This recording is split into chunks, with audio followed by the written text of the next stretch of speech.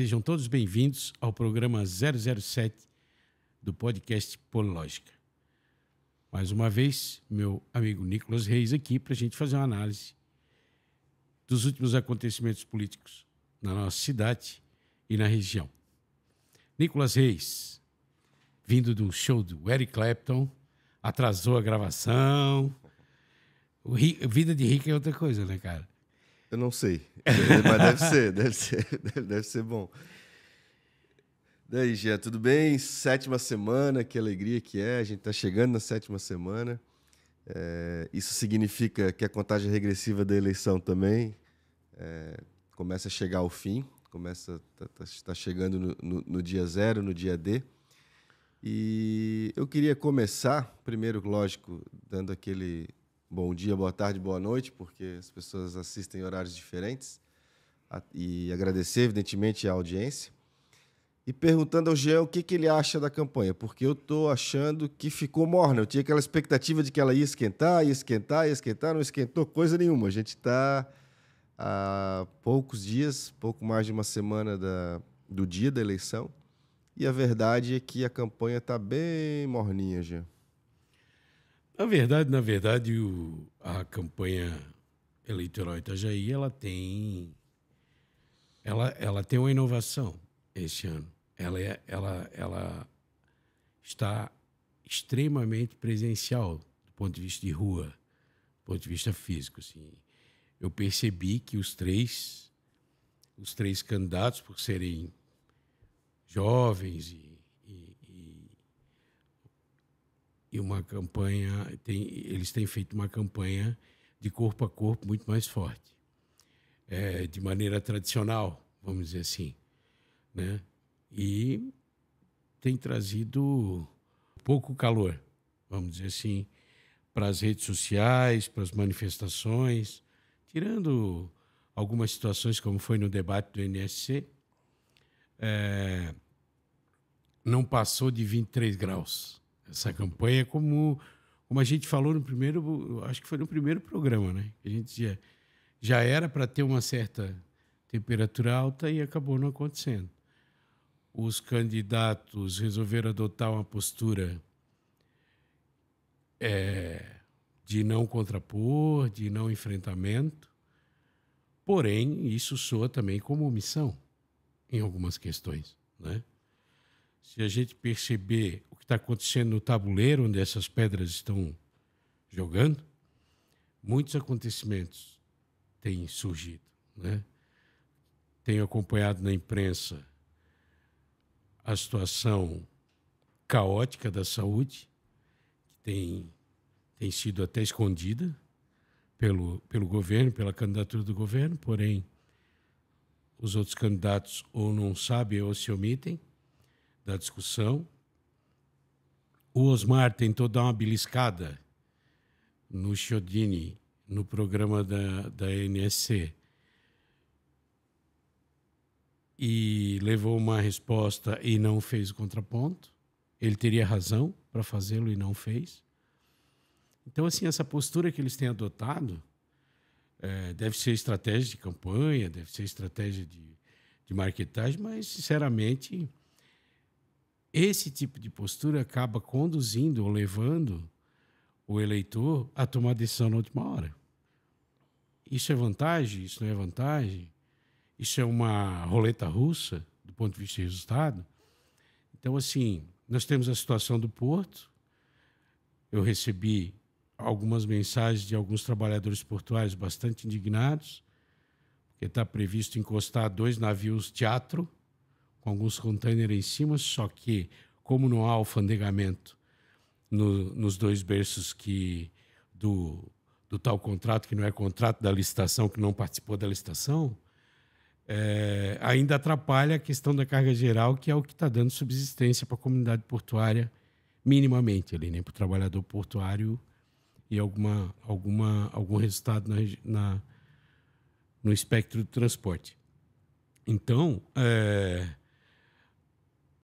ao mesmo tempo que se silencia, se adota uma estratégia de não se confrontar ideias, fatos e propostas, a população fica descompromissada ao mesmo tempo. E isso é um risco para os 3 candidatos, né? Obviamente que um pouco menos risco para o candidato do governo, porque toda essa questão negativa, quer dizer, a saúde parou os exames, milhares de pessoas ficaram sem exames. Pelo que eu soube ontem, terminou os contratos de mão de obra de médico, enfermeiro e assistente, quer dizer, se não resolver em 24 horas, vai parar o atendimento. Não sei o que estão fazendo, mas o caos é total. Prefeito hoje, em exercício, é um cara que só reclama que não tem caneta, né? Quer dizer, está lá como um poste, né? E outro candidato, e o candidato do governo, que também seria uma imposição externa, também com fama de poste, né? E os 2 candidatos, historicamente, sempre fizeram enfrentamento com as políticas públicas, com a situação do governo, com a situação do porto, com a situação da saúde, da educação, da segurança e todas as outras temáticas, acabaram que recuando e se omitindo. Então,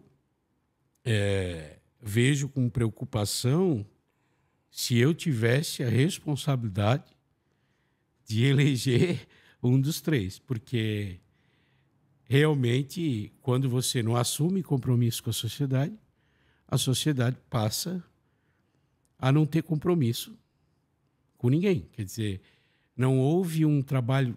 Existe um corpo a corpo, como eu falei, é uma inovação tradicional, controversa, quer dizer, as campanhas estão fortemente na rua, no corpo a corpo, porém, os grandes debates com os formadores de opinião, com a sociedade em geral, que não é acessada por esse modelo tradicional e que vive com o celular na frente do rosto o dia inteiro, não tá tendo acesso a um confronto de ideias. Quer dizer, propostas praticamente iguais, problemas praticamente escondidos do debate, da discussão, e por isso eu acredito que, por conta disso, podemos dar a culpa a esse tipo de comportamento, a falta de calor, a baixa temperatura da eleição. Isso vai ter uma consequência, eu acredito, que negativa, principalmente para as candidaturas de oposição, né? Então, quer dizer, estão perdendo a oportunidade de expor um diagnóstico para, com a crítica, buscar uma solução. Eu vejo que este é o triângulo da competência. Eu vejo que é importante que o político que está se candidatando faça um diagnóstico, apresente, é isso, esse fato está acontecendo, é verdade. Por quê? Por culpa de quem? Por culpa de que comportamento e de quem, né? E a solução vai ser essa. Então, essa ausência do triângulo da competência vai causar uma consequência, né, na hora da votação. Essa é a minha visão, praticamente convicção, de que inúmeros pessoas, candidatos, vão se ver surpreendidos pela omissão e pela falta de discussão de questões importantes para a cidade. Perfeito, Jean, que reflexão. E eu concordo contigo, acho que isso leva o eleitor, tu colocou isso no início, a tomar uma decisão um pouco mais tarde. Talvez isso tenha relação com o fato de que os 2 candidatos de oposição estejam trabalhando com aquela ideia que as pesquisas já expuseram, de que o candidato do governo está bastante atrás na corrida e com pouca capacidade, talvez, de conseguir alguma reação até o dia da eleição a ponto de chegar vitorioso. O que as pesquisas apontam e o que parece, exatamente pelo contexto, é que o candidato que vai à sucessão do governo Volney é o 3º colocado. E aí fica uma disputa entre as candidaturas de oposição. Talvez por isso, né, não é uma justificativa que eu conheça, mas eu fico aqui imaginando que talvez por isso eles não queiram expor tanto esse diagnóstico. Agora, que o governo vai muito mal, vai. Eu posso dar um testemunho pessoal, eu sou advogado, tenho honorários para receber da prefeitura em valor pequeno, então chama-se uma requisição de pequeno valor que a justiça pede para o município. o município simplesmente não pagou, eu entrei com a petição de sequestro e o juízo da Vara da Fazenda, como não podia ser diferente, deferiu. Ou seja, a prefeitura está sendo penhorada. Isso, olha quão grave é isso, quão simbólico do que a gente está vivendo, né? E tu coloca os contratos da saúde, e eu acho que é só andar na rua para a gente ver que a cidade está sem governo, está parada. O prefeito, que tu diz que é um poste, eu acho que, como prefeito, sim, mas, na verdade, acho que ele está muito mais preocupado com o processo eleitoral do que com a própria gestão. O que a gente vê hoje é um Marcelo Sodré focado em não permitir, pelo menos isso, né? Acho que é o trabalho dele, que os cargos em comissão, que a estrutura que orbita o governo não fuja para os outros candidatos da oposição e fique junto à campanha do Chiodini. Ele tem gastado, acho que, muito mais energia nesse processo do que num processo de gerir a cidade. Embora, se quisesse, acho que também não conseguiria, porque as questões políticas internas ali são muito graves. Mas, ainda assim, eu volto àquilo que eu falei antes, no episódio passado. Não entendo por que o Chiodini não botou o Volney na campanha ainda. E se não botar, para mim, a tendência é cair ainda mais desse patamar já baixo que ele está. Porque vamos voltar lá para 2016, quando o Jandir entra na campanha do João Paulo e leva o João Paulo, em números percentuais, a praticamente empatar com os outros dois candidatos, que eram exatamente Volney e Ana Carolina. E hoje, essa ideia do Chiodini de se vender como uma mudança dentro da própria estrutura do governo não colou para as pessoas. Essa é a grande verdade. Ninguém acreditou nessa história, e ela é uma história mesmo difícil de acreditar, né? De imaginar que as pessoas pudessem cair nessa lorota. Quanto aos dois outros candidatos, a gente já falou aqui nesses episódios também. Tem a campanha A e tem a campanha B. A A é a que vai para a televisão, para as mídias sociais, para o discurso dos candidatos que estão na rua, como o Jean disse. A B é aquela que circula no WhatsApp, um falando mal do outro, aqueles vídeos que ninguém assina, né? Mas que a gente sempre presume de onde que vem. Eu acho que o B nessa eleição funcionou muito pouco. Talvez, nós vamos falar depois do debate, talvez exatamente por isso, porque cada um já no começo, né, cada candidato empurrou para o outro as suas marcas. Assim, não, beleza, tu é a mudança, tu não participou do governo, mas tu tens esse problema. Tu diz que é a mudança, mas participaste do governo, esse é um problema. Tu é de fora e não sei o quê. Então, eu penso que ficou muito claro quem que tem... que todo mundo tem um telhado de vidro. Um é um pouco mais frágil, o outro é um pouco mais sólido, mas todo mundo tem um telhado de vidro. E ficando isso claro, esse discurso do B também não funcionou, então o discurso está no A. E aí, Jean, tu faz uma reflexão muito interessante, eu não tinha parado para pensar nisso. O Robson tem 44 anos, se eu não me engano. Ele é o mais velho dos candidatos. Não sei quantos anos tem o Fabiano, mas dos três principais candidatos. Porque o Chiodini eu sei que tem 42, que é a minha idade, e o menino Osmar tem 26, né? Então, os três são muito jovens, né? Dois já passaram da casa dos 40, é verdade, mas muito jovens. E é interessante pensar que a cidade vai ser governada por alguém dessa geração. Eu fico, nesse aspecto, pelo menos, bastante satisfeito. Quanto ao debate, pelo amor de Deus, né? Começar pelo formato. Horrível. Não quero aqui, mas a gente que é pobrinho e usa a estrutura para atender os nossos clientes consegue fazer um pouco melhor do que o que colocaram à disposição dos candidatos Itajaí. Achei triste por parte da NSC. Posso fazer um parênteses? Nós estamos aqui no estúdio da Inteldata, do Jean, com 1, 2, 3 câmeras. Uma fechada nele, uma fechada em mim e uma aberta. Lá tinha uma câmera aberta. No que foi a RBS. Eu me assustei, Jean. Me desculpa, só um parênteses. Eu me assustei como tu se assustou. Eu tive a oportunidade de ir em outros debates e realmente, assim, até de rádios, que geralmente, né, a gente pensa que é um pouco mais simples, atendeu melhor o telespectador. Mas tudo bem, cada um investe aquilo que acha que vale, né? E quanto ao debate, assim, o formato também prejudicou. E tem uma coisa curiosa, uma coisa muito curiosa, quando o candidato do governo, Chiodini, candidato à sucessão do Volney, ataca os seus adversários com presença em governo, como se, quer dizer, ele assume que é horrível isso e tenta colar os candidatos do governo. Quer dizer, o Osmar saiu quando se elegeu, antes de se eleger do governo, participou do governo, né? E o PL, que era PR, participou da coligação que elegeu o prefeito Volney em 2016, né? Mas não participou em 2020. Quer dizer, lideranças do antigo PR, hoje PL, quer dizer, Dulce Amaral, Murilo, que chama de Murilo Guerni, né? E outras figuras ali, a própria doutora Paula, né? A doutora Paula, ela se filiou ao PL agora, né? É uma questão diferenciada.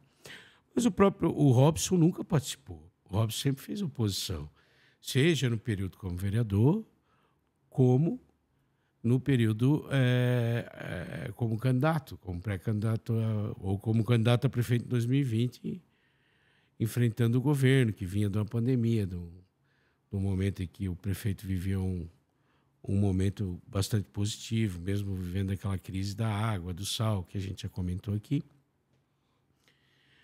E o Osmar, ele iniciou como base do governo, mas ele sempre viveu um conflito muito grande em relação à opinião dele, por ser um comunicador agressivo, vamos dizer assim, do ponto de vista da pauta, da agenda, né? Ele sempre teve muita dificuldade de conviver com as pautas de governança, principalmente.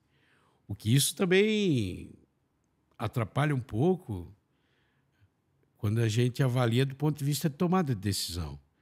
Quer dizer, mediante a polêmica e a sua própria imagem, ele vai segregar decisões, ele vai ter capacidade de tomar decisões importantes, às vezes amargas, do ponto de vista da imagem, mas precisa do ponto de vista da execução. Isso é um problema. O homem não pode viver só de glória. Vai ter momentos que ele vai ter que dar os anéis para salvar os dedos, né? E a percepção que eu tive no debate é que o Chiodini impôs uma aposta, uma rodada de colar governo em todo mundo. Como se o governo fosse ruim e fosse uma pauta negativa. Quer dizer, o governo que ele representa, ele assume que é ruim e quer colar no adversário. Então, isso tudo vai desgastando, porque, assim, vira uma coisa de narrativa programada, de construção de narrativa em media training. Não tem nada a ver com a agenda da cidade, não tem nada a ver com a pauta da cidade, não tem nada a ver com a demanda da cidade. Quer dizer, pessoas sem exame, agora sem médico, sem porto, vendo a coisa, né, tirando a construção civil, que vive um momento muito bom, e nós vamos ter oportunidade de discutir isso depois da eleição, que eu quero pautar essa agenda. Eu tive a oportunidade de fazer alguma consultoria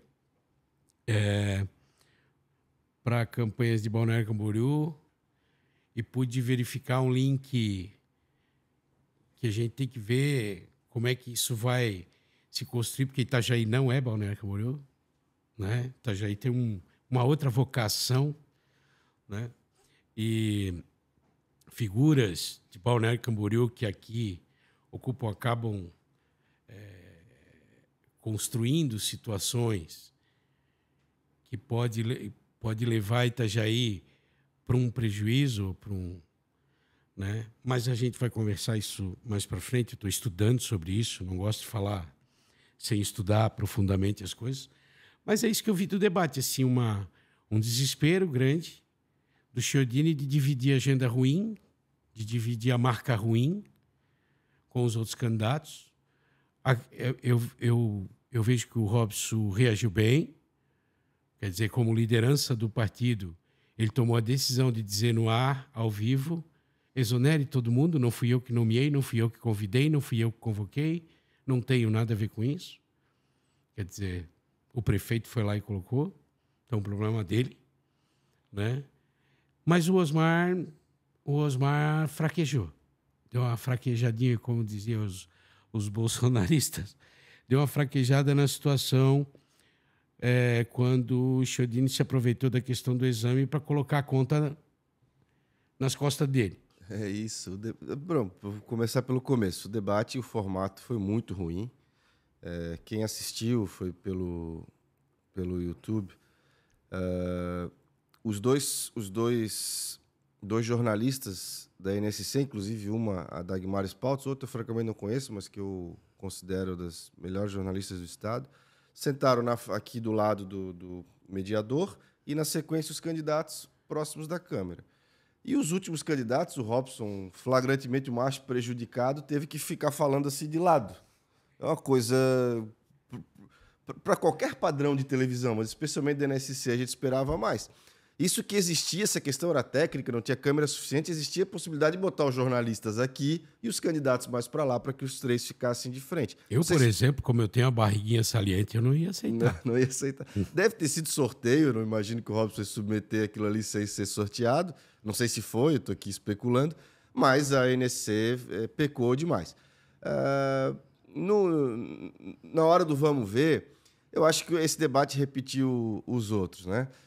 O Chiodini fazendo isso, tentando empurrar para os outros essa agenda negativa da cidade, digamos assim, dizendo, vocês também participaram disso, como se é a mesma coisa, agora é um momento diferente e tal.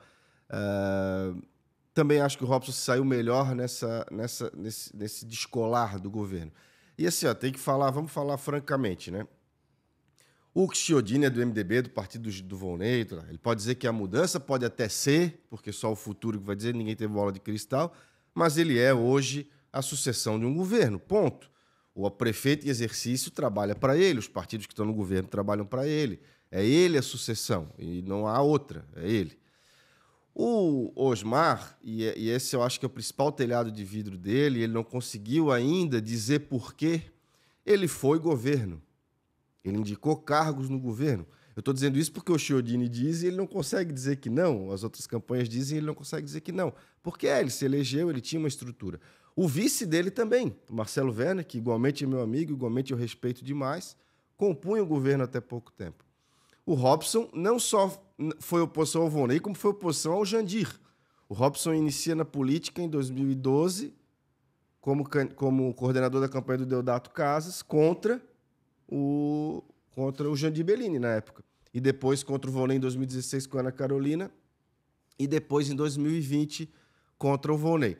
O Rubens Angioletti nem se fala, né? Sempre se posicionou como oposição. Assim, vamos pegar o debate para falar de uma coisa que é importante, né? Não votem em vereadores dessa estrutura maligna que é o cara que chega lá para ter poder no executivo, que não quer ir para a Câmara para ser um legislador, para entender aquilo como... sendo governo ou oposição, mas para entender aquilo como se, olha, eu estou sentado nessa cadeira, essa cadeira do povo, eu vou olhar para ela como se eu fosse um instrumento das pessoas que votaram em mim. Porque há uma estrutura na Câmara que vota pelos cargos. E a grande verdade é que figuras que hoje habitam os gabinetes da Câmara de Vereadores, líderes partidários, criaram um verdadeiro jogo de estrutura de cargos para vereador, romperam com o governo Volney, criaram sua própria estrutura e lançaram uma candidatura, porque não estavam contentes com as exonerações. Tu acompanhasse isso melhor do que eu vi de fora. Mas o que existia era isso. A Câmara fazendo uma queda de braço com o prefeito. Eu até dava risada de casa, porque eu não gosto muito do prefeito, então eu gostava de ver o circo pegar fogo. Mas eu entendo esse jogo, eu acho ele muito baixo, muito pequeno, e acho que Itajaí não merece ele, nem de um lado nem do outro. O Volney foi lá e exonerou os cargos, no outro dia eles eram oposição. Até os cargos estarem nas mãos deles, eles eram governo. E eu falo isso com a autoridade, Jean, de quem foi vereador de governo, e de oposição, mas de oposição é evidente que eu não tinha indicação nenhuma, mas eu fui vereador, de governo e eu não indiquei cargo nenhum na época. Nenhum. Isso não fazia parte da minha pauta. Porque não é isso. Brigava, porque às vezes o cara pensa que o vereador de governo não briga, né? Só diz amém. Não, tu pode ser vereador de governo, entrar no gabinete, chutando a porta no bom sentido, dizendo isso está errado, faz diferente, e construindo as relações políticas e das políticas públicas a partir de um diálogo com o prefeito. Isso que faz um vereador de governo. Então, por que eu digo isso? Porque o Osmar Teixeira, que é exatamente o herdeiro desse grupo, a liderança que se coloca como candidato, ele está levando essas porradas nos debates, está levando essas porradas nos discursos dos outros candidatos e não está conseguindo dizer que não, ou dizer por quê. Não é por isso. O Nicolas está errado. Ou quem disse isso além de mim, né? Porque eu estou aqui fazendo uma constatação. Ele pode me convencer, como convencer outras pessoas, dizendo, não, eu rompi por uma questão programática, porque estava errado, por isso, por aquilo, e por isso que nós, esse grupo, se uniu e montou uma candidatura, e não quisemos ir com o Robson por sei lá que razão, né? Mas ele está levando essa porrada, eles estão conseguindo colocar isso no colo dele, e ele não está conseguindo, essa batata quente, ele não está conseguindo passar para o próximo. Ele ficou com ela esquentando no colo. Essa é a impressão que eu tenho, se fosse para resumir os debates até agora, essa é a impressão que eu tenho. Um Chiodini, né? Nunca sei se é Chiodini ou Chiodini. Acho que é Chiodini. Um Chiodini tentando se livrar dessa agenda negativa do governo, que cai no colo dele. Um Osmar tentando colocar o Robson no mesmo patamar, digamos assim. Ele é a velha política, ele teve com o Jandir, teve com o Volney, não sei o quê. E, ao mesmo tempo, levando, do outro lado, esse ônus sendo sempre devolvido, na verdade, para o colo dele, porque até ontem ele estava, ele e o vice dele, inclusive, dentro das estruturas do governo, indicando cargos, na minha opinião, inclusive, de uma forma promíscua. Eu falo isso porque é o que eu penso, sempre pensei, e não deixarei de pensar jamais. A questão do Osmar, ele, na verdade, ele passou para a oposição por causa do posicionamento dele em relação à CPI que investigou o Volney ter recebido salário durante o afastamento de saúde ali e tal. Eu te confesso que eu não acompanhei muito de perto essa questão, mas eu vi que a postura do Osmar em assinar a CPI, em assumir aquela situação, ocasionou um desgaste com o gabinete e foi exonerado de seus cargos. Bem antes, inclusive, da base que daí incluiria o grupo que está com ele ali, Marcelo Werner, Mamão, Chris Stewart. E, a partir dali, ele seguiu esse caminho de oposição, muito mais confortável para ele, do ponto de vista de posicionamento social, político-social. Né? Porque tinha rádio, tinha um programa, o programa era desses programas de apresentar crítica, de abrir o microfone para as pessoas desabafarem. O desabafo hoje é uma arma muito poderosa quando tu permite que as pessoas o façam e tal. E ele seguiu esse caminho.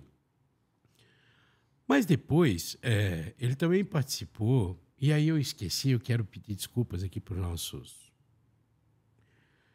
espectadores. Quando a gente falava do Porto, ele fez um CPI do Porto. Ele presidiu, instalou e presidiu uma CPI do Porto.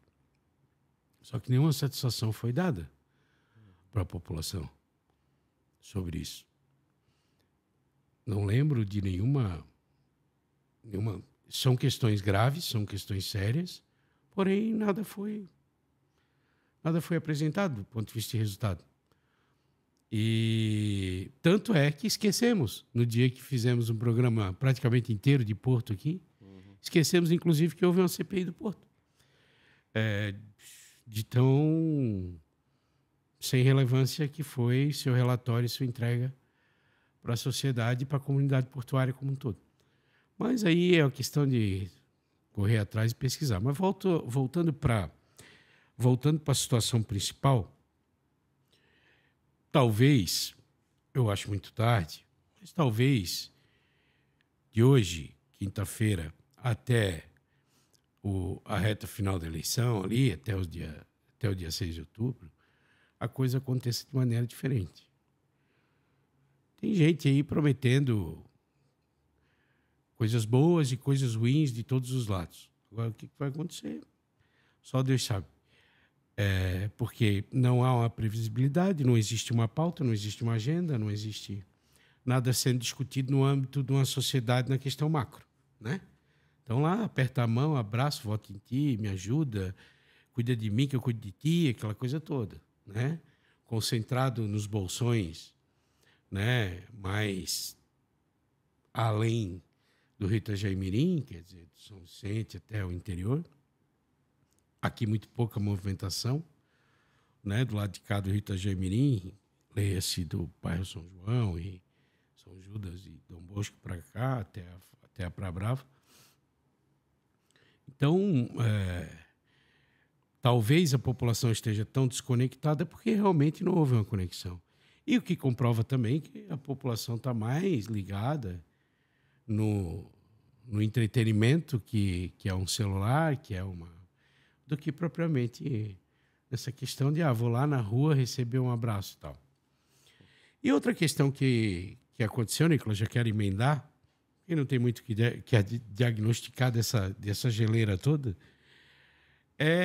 presenças ilustres, né? Tivemos aí Jair Messias Bolsonaro, em alguns minutos, para fazer alguma aparição ali com o Robson, com o Rubens, com o staff da campanha do Partido Liberal em Itajaí. E na terça-feira tivemos o Nicolas Ferreira, uma liderança importante, influente na juventude brasileira, principalmente na juventude, nos estudantes do ensino entrando aí na vida universitária, acompanhado de Ana Campanholo, que para mim, muitos até me criticam, mas para mim uma das políticas mais inteligentes que eu vi nos últimos anos surgir na política de Santa Catarina. Ela tem uma habilidade absurda de captar nichos importantes para os números que ela tem mostrado. Quer dizer, ela domina essa arte, gostando ou não, concordando ou não com o conteúdo que ela distribui. É uma política muito inteligente e os seus números têm mostrado que é o caminho que ela escolheu para ela, para o que ela pensa, para o que ela defende, é o caminho certo. É meio polêmico, às vezes fica mais do lado do aluno que do professor, fica mais do lado... né? Na questão tradicional de se tratar a política, aquela coisa da extrema proteção do serviço público, do conteúdo programático, do conteúdo pré-estabelecido, ela rompeu com isso e conseguiu ganhar o coração dessa juventude com bastante força. Essa juventude que veio evangélica, que veio na prosperidade, que veio... E o Nicolas e a Ana Campanholo, tenho certeza que somaram para a campanha do Partido Liberal mais do que o Jair Messias Bolsonaro. Eu acredito, do ponto de vista de presença, porque como a campanha é fria em todos os sentidos, ela é muito mais fria na questão da juventude, né? Apesar de todos, nós podemos dizer que são jovens, né? Que a juventude também se estende quando a expectativa de vida cresce, né? A política para a juventude praticamente foi ignorada, né? Nessa campanha completamente, pouquíssimas manifestações. E aí lideranças com essa potência, né, da juventude, querendo construir, trazer essa base para perto de um plano de governo, com certeza somou, né? Então, fechando essa questão de presenças ilustres, também tivemos aí outros deputados, outros senadores, né? O próprio Osmar tem insistido com a presença de João Rodrigues. Mas aí eu falei o João Rodrigues para emendar aqui Nicolas Reis. Tá vendo? Ferreira, Fazendo Ferreira. confusão. Nicolas Ferreira, além de toda essa questão da juventude, ele traz uma nova bandeira, que é o anti-55. Né? Então, assim, no meio de um público que o Osmar Teixeira tinha para si, como ele veio do movimento estudantil, ele diz do movimento estudantil, não é? Na verdade, ele criou um movimento dentro do Newton Cooker, né? Aquilo não é movimento estudantil. O movimento estudantil é uma outra coisa, muito mais ampla. Mas ele tentou pintar de que ele era do movimento estudantil, e aí vem a juventude engajada com Nicolas Ferreira e com Ana Campanholo dizer o 55 é o PT azul. Né? E aí? Como que fica essa situação? Porque tem causado constrangimentos Brasil afora essa campanha, só que assim, dá para ver que ela é organizada, ela é programática, é um enfrentamento que está sendo feito por essa desconstrução de bastidores que o Kassab tem tentado fazer, segundo a narrativa deles, do bolsonarismo em si e de todas as suas ideias. Né?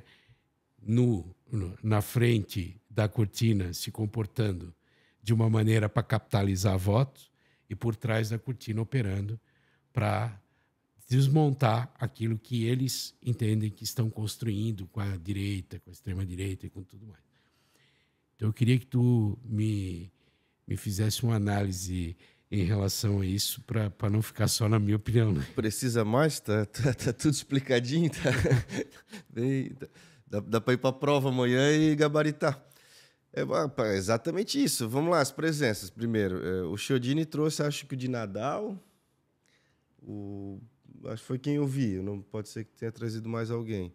Mas que para o público de Itajaí é a mesma coisa que nada, né? Não sei se alguém conhece fora do extrato político. Embora seja uma figura que eu respeito demais. Então. O Osmar tem utilizado a figura do João Rodrigues de maneira recorrente, acho que 2 vezes já em Itajaí presencialmente, vídeos e tal. Inclusive um deles já rebatendo essa narrativa que tu coloca. E o Robson trouxe o Bolsonaro, trouxe o Nicolas Ferreira. E Ana Campanholo. Eu concordo contigo demais, assim. Nem a direita nem a esquerda têm dono, né? Elas têm símbolos e tem até mais do que deveriam, assim, são muito... Eu acho que ambas as lideranças navegam no navio populista, e eu não gosto disso, por princípio, mas é o que é, né? Mas acima dessas lideranças existe a questão ideológica. E o Nicolas hoje, o outro, meu xará, ele tem uma importância absurda, assim, do ponto de vista ideológico e da conexão dessa ideologia através da maneira como ele se comunica, como ele se expõe. Então, ele é uma liderança incontestável. E aí, por isso que eu digo, não tem mais o que dizer, eu só vou chover no molhado. Ele cai em Itajaí, onde há uma polarização evidente entre 22 e 55, com o discurso anti-55, que é exatamente isso que tu acabou de traduzir. Concorde a gente ou não com o que eles estão dizendo, o que eles estão dizendo é isso, que o PSD hoje, ao mesmo tempo que namora com a direita e se utiliza dela para manter deputados, para fazer prefeitos e tal, ao mesmo tempo é ela que protege Alexandre de Moraes, o próprio governo Lula, etc. Então, ele está fazendo uma desconstrução visando, evidentemente, já a próxima eleição presidencial. E não é à toa que ele veio a Itajaí. Provavelmente, se não houvesse aqui uma candidatura antagônica do PSD, ele não viria para cá, ele iria para outra cidade onde essa circunstância estivesse colocada. Ele veio para Itajaí porque a circunstância está colocada é 22 contra 55. Concordo, acho que nessa de trazer... quem trouxe mais celebridades assim, mais importantes foi o Robson e o Rubens até agora. Os outros perderam. Não desmereço a importância, acho que o prefeito de Chapecó tem uma importância grande, né? Inclusive na direita. Do Chiodini, até agora, nenhuma presença relevante, na minha opinião.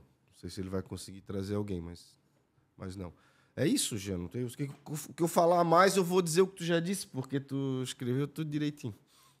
Talvez porque as lideranças de Chiodini, o grupo que o cerca, né, às vezes não pode ser que não tenha uma história tão boa, né? Mas é isso, eu pelo menos vejo que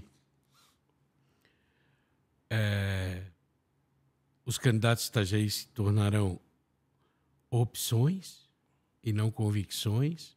Quer dizer, uma eleição, eu queria deixar isso bem claro, sim, porque é a primeira vez que eu estou vendo isso com tamanho peso, assim. Na minha visão, na minha leitura, eu participo de campanhas há 25 anos, é a primeira vez que eu estou vendo com muita clareza que não há engajamento eleitoral. O eleitor está pouco engajado com seu candidato, porque a gente vê historicamente o eleitor abraçar o candidato. Às vezes não se manifesta, mas percebe que há uma euforia, há uma alegria, há uma situação de, esse cara me representa, eu vou votar gostando do candidato. Eu não vejo isso. E cada vez menos. Claro que nós vivemos numa ascensão da queda de símbolos, de idolatria. As pessoas estão se desconectando quer dizer, uma Virgínia vendendo porcaria na internet é mais importante do que, né, um filósofo ensinando alguma... Porque as pessoas querem sim. As pessoas querem entretenimento, elas querem aprender com o curso online, querem receber o emprego, querem receber o dinheiro, querem fazer suas compras online, querem o entretenimento online. Quer dizer, a grande massa tem trabalhado. Óbvio que temos pais e mães numa grande massa central que se preocupa com a questão da escola continuar funcionando, com a saúde continuar funcionando, porque se ele tiver que meter a mão no bolso para fazer isso, ele quebra, porque a renda dele está toda contadinha, toda dentro da planilha, né? Agora, pela primeira vez, eu vejo sim uma eleição onde não há engajamento eleitoral de eleitor, uma campanha eleitoral que o eleitor está fora, que o eleitor não se manifesta, que o eleitor não... Sabe, ele está olhando com muita desconfiança ou com muita desconexão para isso tudo. Por quê? Porque não há entretenimento. Talvez seja isso. Não há entretenimento. Como há em Florianópolis, por exemplo, com um prefeito TikToker. Entendeu? Não estou dizendo que aquilo é o certo ou o errado, aquilo é um trabalho que ele fez, é um contexto, é um arco, é um arquétipo criado e tal, que aquilo ali tem técnica, tem ciência, aquilo ali não se faz assim, sou carismático, entendeu? Eu virei até porque se fizer isso, vira um palhaço, né? Agora, tem um marqueteiro muito bom ali, que soube aproveitar o perfil, né? Agora, a questão de Itajaí, né? Diferentemente de... Porque em Navegantes acontece a mesma coisa, mas é por causa de uma expectativa de vitória muito alta do atual prefeito, a reeleição. Então, é normal que haja uma temperatura baixa, mesmo que aconteça. Agora, Itajaí, duas figuras de enfrentamento histórico, né? O Osmar chegou onde chegou, tendo posicionamento, tendo posição, tendo postura. O Robson, da mesma forma, né? E o governo está cheio de problemas e tal. Ah, não, mas vamos falar mal da cidade? Não, não é da cidade. Não é da cidade. O medo...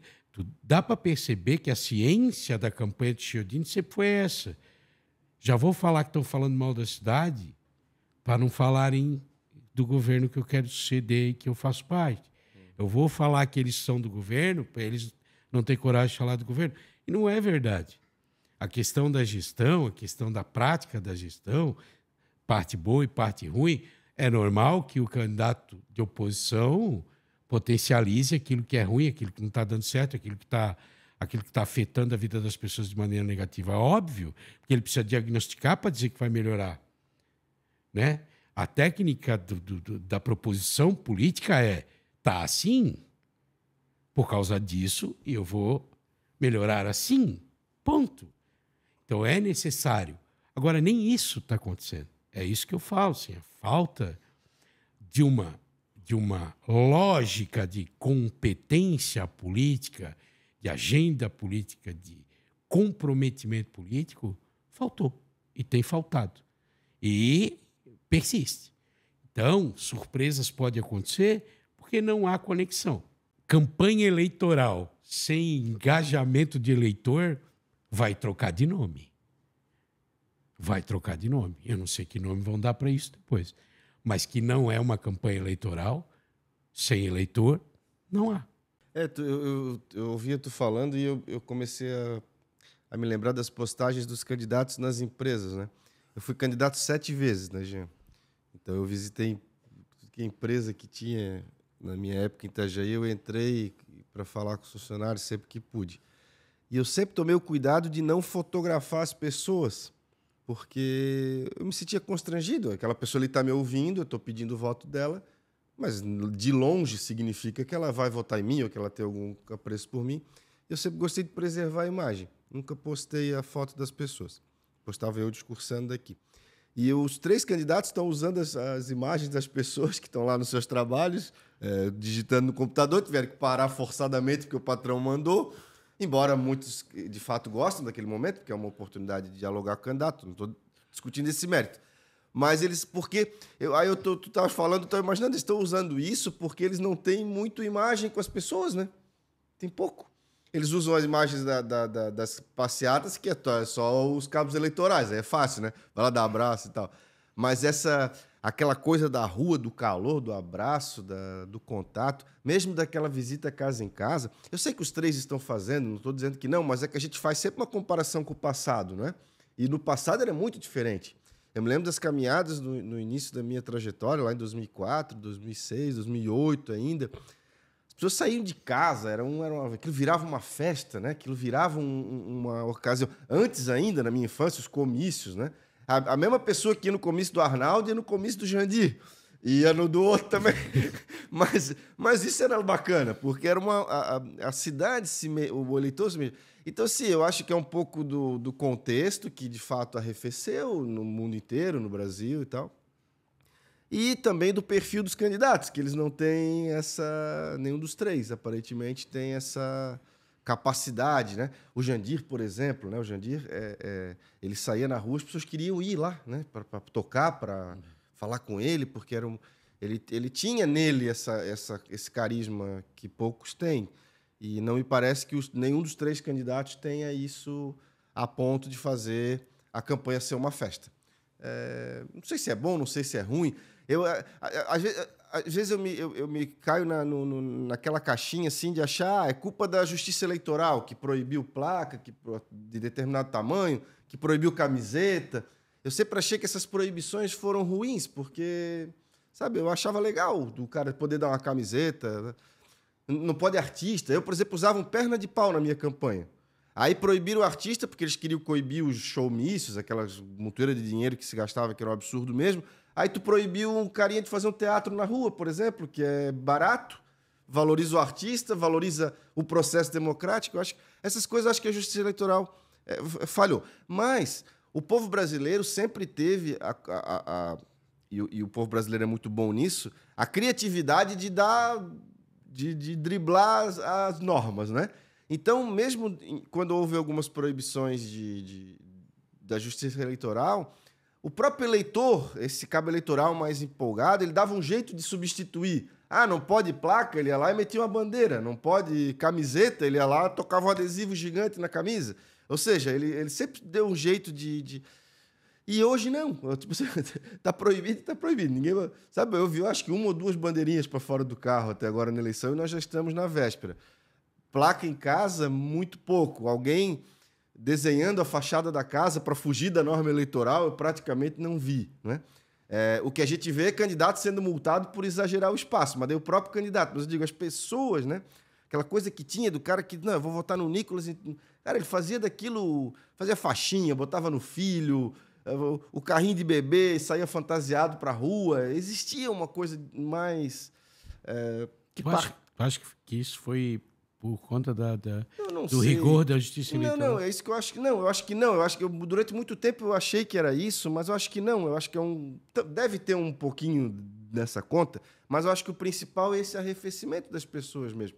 Não sei se é decepção com a classe política, né? Essa decepção que, inclusive, fez vamos usar, disrupção de novo, de ruptura, da eleição do Bolsonaro em 2018 e que continua, em alguma medida, transitando, especialmente no espectro da direita, ou seja, as pessoas estão cansadas da classe política, talvez isso. Então, eu acho que é difícil a gente apontar um fator exclusivo. Agora, a causa eu não conheço, né? Ou são várias, mas a consequência é o arrefecimento da campanha, não tem dúvida.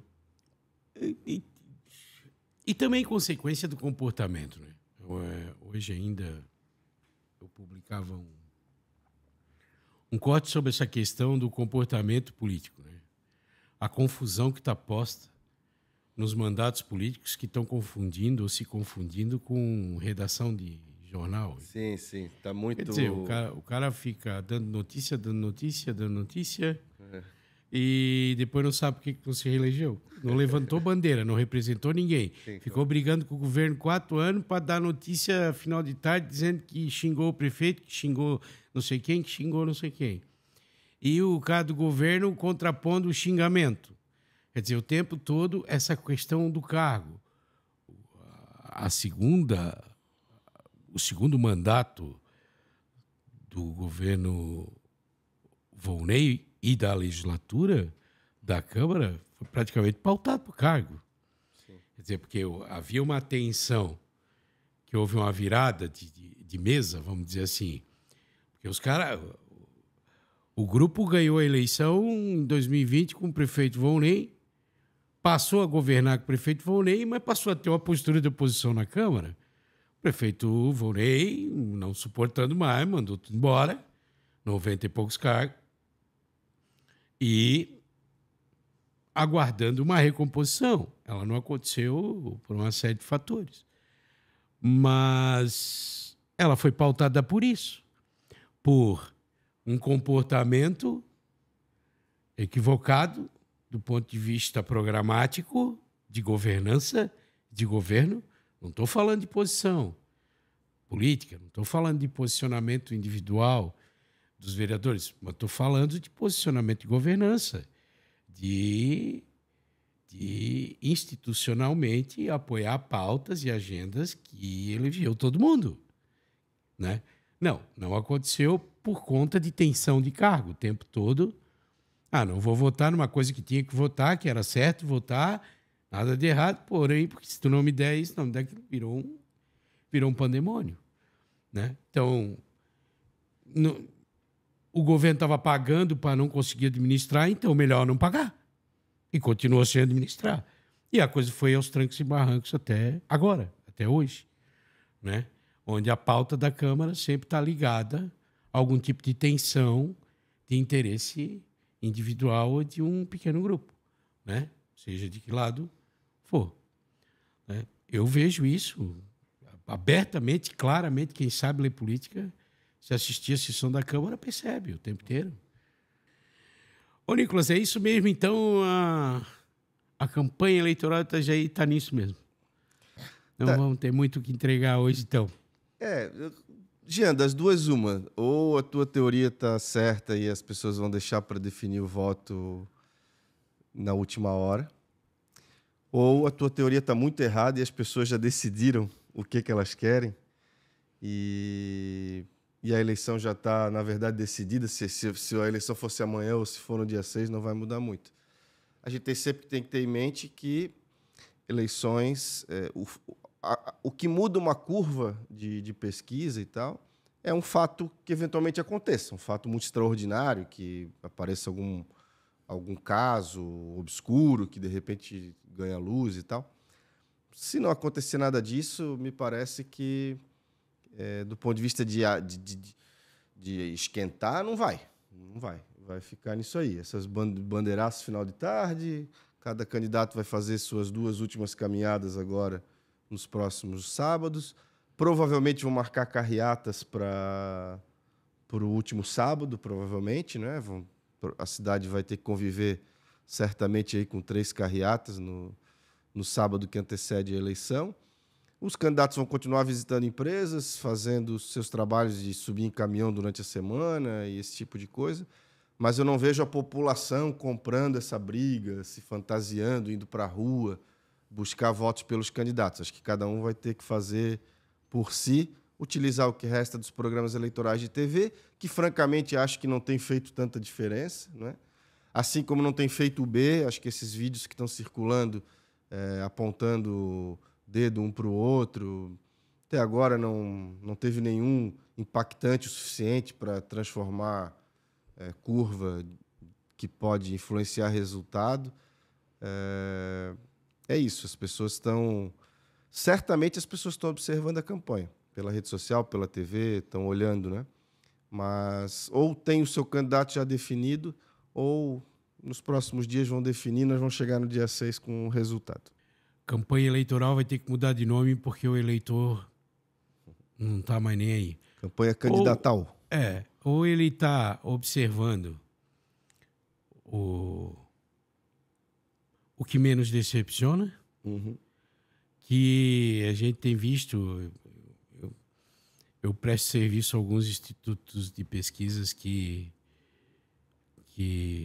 para fazer relatório de interpretação e tal, e eu tenho percebido, nas que vêm com quali, que essa demanda tem aparecido assim. Não, eu estou observando para ver o que menos decepciona. Ou seja, isso quer dizer, do ponto de vista científico, que é aquele que passar mais confiança. E nós vivemos um momento também da vida pública que é extremamente rápida a resposta à mentira. Então, quando o cara mente muito, quando o cara omite, quando o cara tenta mudar uma história que não dá muito para mudar, só para enganar, né? As pessoas não estão, as pessoas isolam aquele provedor da mentira, né? E tenho percebido que dentro desse silêncio é uma observação nesse sentido. Diz, mas teve 8 anos para fazer, não fez.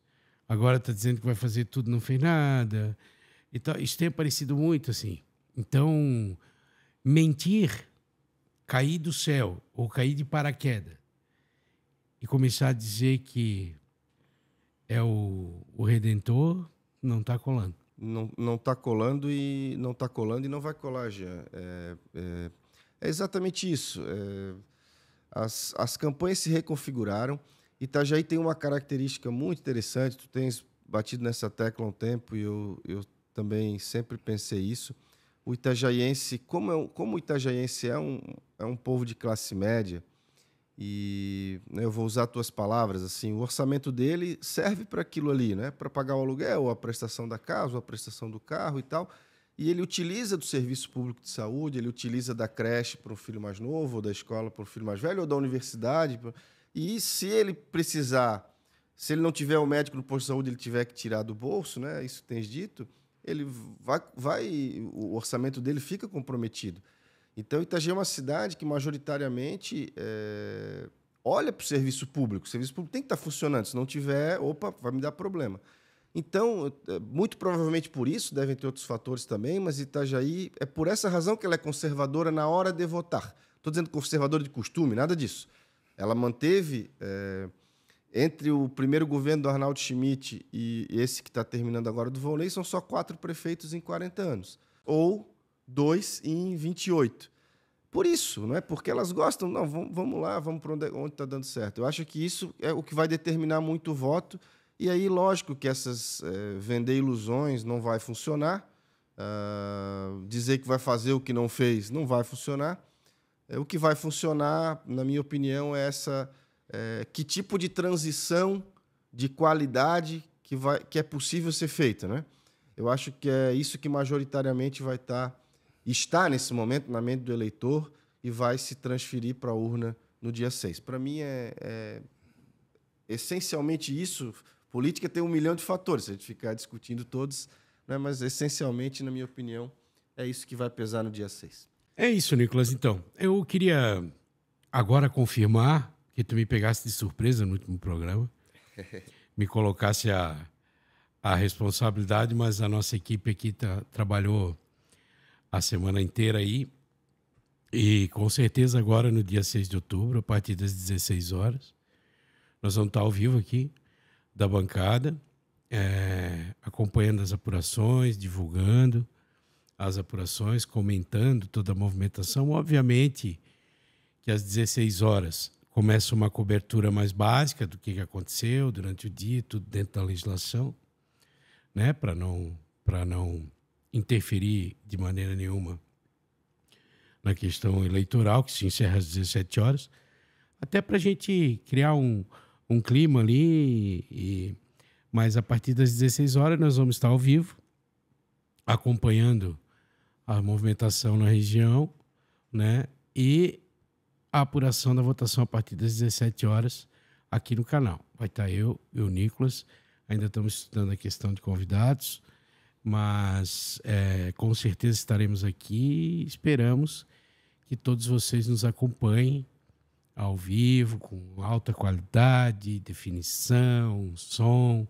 Graças a Deus, está tudo certo, está tudo bem na Inteldata Mídias Digitais e a gente vai poder entregar o nosso melhor, né? Obviamente que é uma experiência nova, o ao vivo, né? Mas nos preparamos com o que há de melhor para entregar o melhor para todos que nos acompanham e nos prestigiam a nossa maneira de ver política, a nossa maneira de entregar, para que todos pensem, para que todos qualifiquem a política do ponto de vista da cobrança, do ponto de vista de comportamentos que a gente quer dessa classe, né?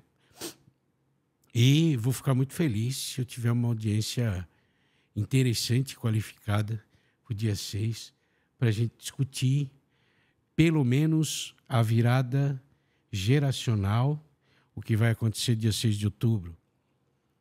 É uma ruptura, uma transição de uma era que se encerra, né? Fazem 28 anos aí que, praticamente quase 30 anos, que Vonner Monastoni e Jandir Bellini se sucedem no poder e todos os seus grupos, né? E a rearticulação de toda essa sociedade política vai abrir uma nova era, novos grupos serão compostos, uma renovação histórica na Câmara, eu acredito, porque grande parte dos vereadores atuais e históricos não são candidatos à reeleição, né? E um grande número de novos políticos se colocou à disposição para disputar essa eleição, e eu acredito que nós vamos ter uma virada geracional até mais importante na Câmara de Vereadores que no próprio Executivo, eu vejo, né? Por conta de que a experiência também fala mais alto na hora de se compor governo e governança, obviamente. Mas temos uma nova geração chegando aí e estou muito feliz, ansioso e esperançoso, apesar da falta de temperatura, mas muito esperançoso com o que eu vejo acontecer na composição e na disposição eleitoral para as eleições do próximo dia 6 de outubro. Aguardamos todos vocês no dia 6 a partir das 16 horas. É isso, e para deixar claro, nós vamos estar com a telinha da Justiça Eleitoral exposta, F5 o tempo todo, para a gente estar dando em tempo real.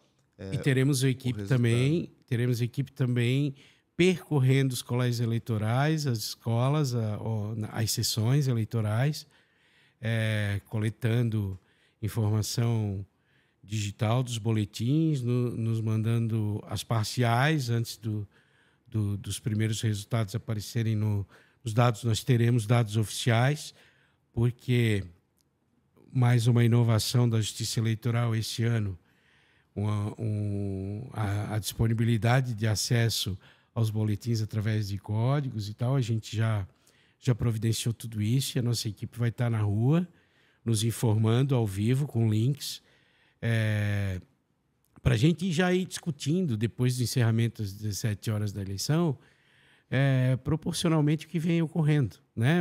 Como que foi as votações em determinados bairros, escolas. Isso é muito interessante para alimentar a expectativa do resultado enquanto se discute, né? Exatamente, inclusive os resultados dos candidatos a vereador também, né? Se for usar como referência o debate da NSC, assiste aqui que o nosso vai estar melhor do que os outros, hein? É isso aí. Muito obrigado por ficarem até aqui conosco. Esperamos todos na próxima quinta-feira, no mesmo horário.